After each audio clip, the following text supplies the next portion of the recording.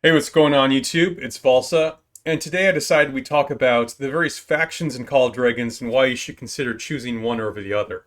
I'm sitting in Home Kingdom. I thought we had about 6 more hours until registration. It turns out they're going to add a whole week to that, so I guess more time to farm. And the other weird thing that's going on is I tried to change my profile pic, but it won't let me upload pictures to do for the profile pic anymore, so I'm stuck with this ugly halfling. Oh well. Okay, now I find it kind of helpful to break down the faction differences into three big categories. Category one, that's your global bonuses. Category two is your normal standard troops. And category three is your special flying troops, and examine the differences between each of them there.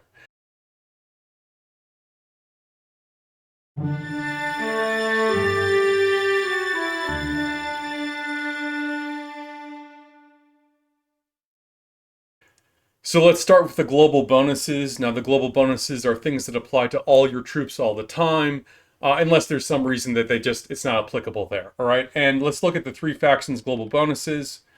All right, we'll start with the League of Order. I think this is the most common faction. And like all factions, the League of Order has two global bonuses. The first bonus, all their troops get magic defense plus 3%. If you didn't know, units have both a physical and a magic defense rating, and they're different. The League of Order get just a flat 3% bonus to all magic defense. All right, well, I mean, this is a good stat. There's nothing wrong with it. You'd rather have this than not have this, but how useful is this? Of all the stats you could get, this is sort of towards the bottom, right? It's not even helping all your defense. You'd rather have hit points, you'd rather have attacks.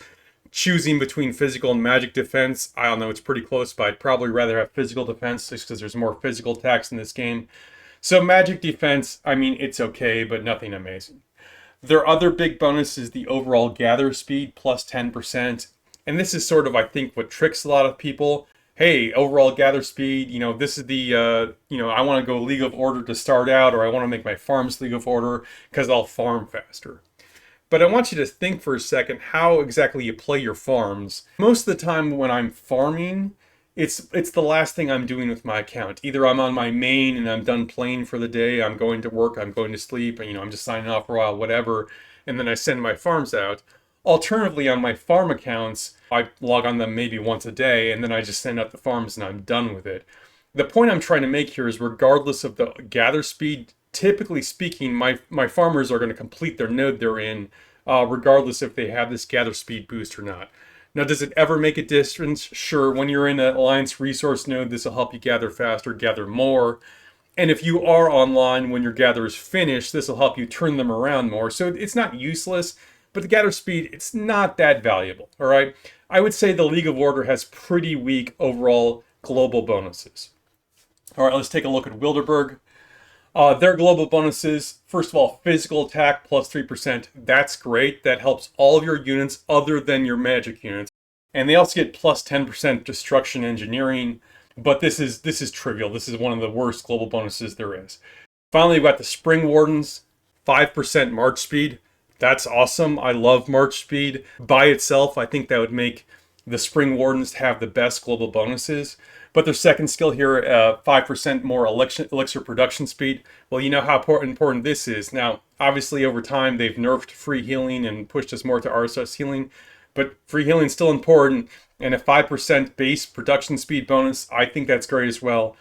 I would say the Spring Wards clearly have the strongest of all the three global bonuses, followed by the Wilderburg, with League of Order coming in third.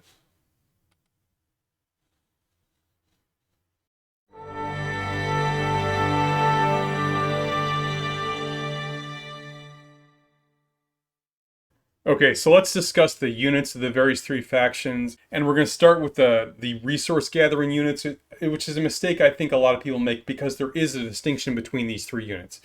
Now you'll look, their base stats here are all the same, but there's a very important difference here in that their secondary skill varies between the three factions. For the League of Order, what does this do? This gives them extra load capacity. How useful is that? That basically means you need less resource gathering, donkeys or whatever. That could be very useful at the start of the game for you when you're building out your account, but the time your account is mature, you don't need extra, like you have more than enough donkeys anyway. So this has a little impact early, but virtually no impact later on in the game. The Spring Warden Work Elk units, what do? they move faster. Do you care about your work units moving faster? I mean, I guess every so often it matters, but this is very low impact as well. I don't care about this. But then we look at the Wilderberg work rhinos. They get an extra 5% resources whenever they finish a resource point. That's really good. I think the work rhinos are a clear winner between these three units. Okay, moving on to infantry. Infantry is pretty easy because infantry is all identical. All infantry have the same base stats and they have the same base skills with one extremely trivial exception. Human infantry get a 15% bonus when building. Orc infantry get a 15% bonus when destroying. And elf infantry get a 10% bonus when building or destroying. This would be trivial even if engineering had any value, but as we all know, it basically has no value anyway. Okay, moving on to the base magic units. Once again, all the base stats are the same, everyone's first skill is the same, but the second skill difference here. All magic units give basically nearby friendly units a little buff every few seconds when they're in battle. If you're humans, the buff you give is extra hit points. If you're Wilderberg, the buff you give is extra attack. And if you're elves, the buff you give is extra defense. Okay, this is all pretty close. I'd say for magic units, you'd prioritize getting a little extra attack over a little extra hit points, over a little extra defense. But to be fair, these are all pretty close. Okay, let's move on to archers. Much like the other units, all the stats are the same, the first skill's the same. The only thing that's different is the second skill. With Wilderberg, you get a flat 5% damage increase. That's actually very good. Moving on to the Spring Wardens, their skill gives them a 5% physical attack increase and a 2% march speed debuff. Alright, first of all, 5% damage is better than 5% physical attack, so that alone would make Wilderberg better. And then, of course, a 2% march speed debuff is just strictly a bad thing. Okay, finally, we have the League of Order and their ballistas. Their skill increases their normal attack damage by 10%, provided you haven't moved in 4 seconds. Okay, let's play this out. First of all, the other two skills, Wilderberg and Spring Wardens, they increased attack and damage. That applies to everything, normal attacks and skill damage, whereas the human ballistas only apply to normal attack.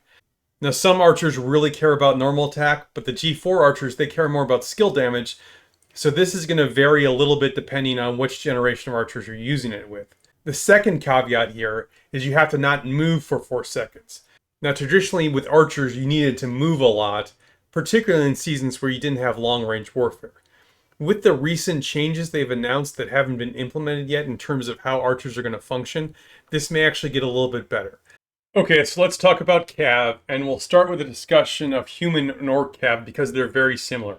In fact, human and orc Cav are otherwise identical, same stats, same skills, etc., except for the orcs have one additional skill, Primal Rage. And what this does, it increases the number of wounds that both sides suffer by 5% at the end of the battle. Okay, now in theory this is a double-edged sword, right? It hurts both your opponent and you, but think about how you're trying to use Cav. You're not trying to just throw them in, head first like infantry. You're trying to pick your spots, going after weak or crippled units or charging ranged units, so you should usually only pick fights in which you're the severe overdog. And so increasing sev wounds on both sides is generally good for you. For the strong Cav players, Orc Cav are better than human Cav. Elk Riders, on the other hand, are a completely different unit. They do not play like Orc and human Cav. They don't charge into the enemy. In fact, they're trying not to hit the enemy at melee range whatsoever. Elven Cav, Elk Riders, they're a ranged unit. Now they have mid-range, which is like half the range of an archer range. They're not strictly better or worse than Orc or human Cav, they're different. They have certain advantages. For example, they're better against infantry than Orc and human Cav. They're better at city hopping, but lots of disadvantages too, right? In fact, the best counter to Elk Riders is Orc and human Cav. Because they're so different, it's tough to make a strict comparison to them. However, I do find Orc and human Cav on average to be better than Elk Riders. Okay, let's recap the standard units.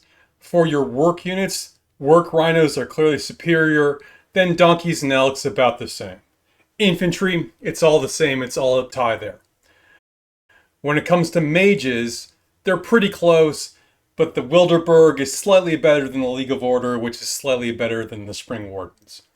When it comes to archers, you have a clear advantage for Wilderberg, and then Spring Wardens and League of Order are pretty close, and there's a debate there. When it comes to your cav marches, I prefer Wilderberg over League of Order over the Spring Wardens. Okay, adding it all up, what does it come to? Well, your clear winner here is the Wilderberg has the best standard units. Then I think it's the League of Order, and finally Spring Wardens coming in third.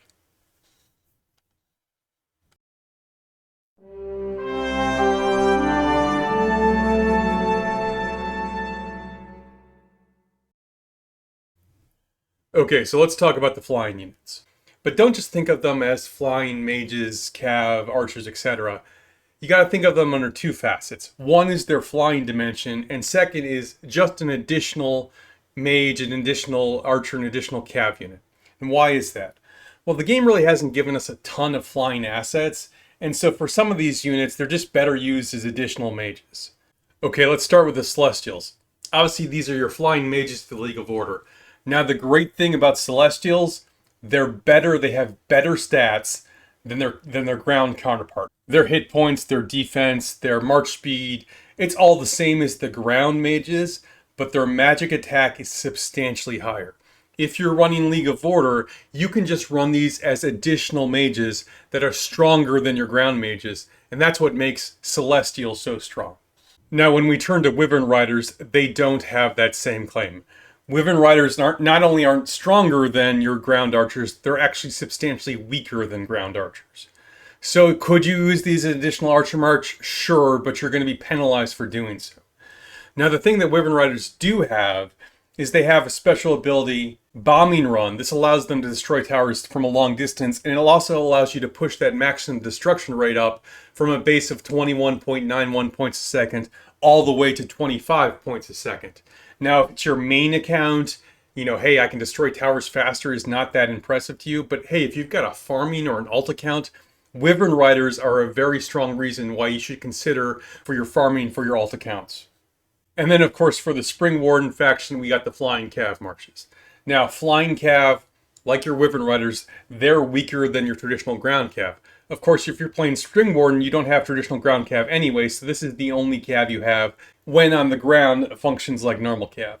The way that cav play, you're not really looking to get into fair fights, you're looking to pick fights against crippled units or against ranged units. You're looking to pick on the weak and the vulnerable. Because Flying Cav are fast and completely maneuverable, the fact that they're a bit weaker than your ground cav, it's not necessarily a deal breaker. So when we talk about the flying units, it's pretty clear. The League of Order, the Celestials, those are your best flying units. Then your Spring Warriors, your Forest Eagles are an interesting second place. Coming in a distant third are the Wyvern Riders and Wilderberg.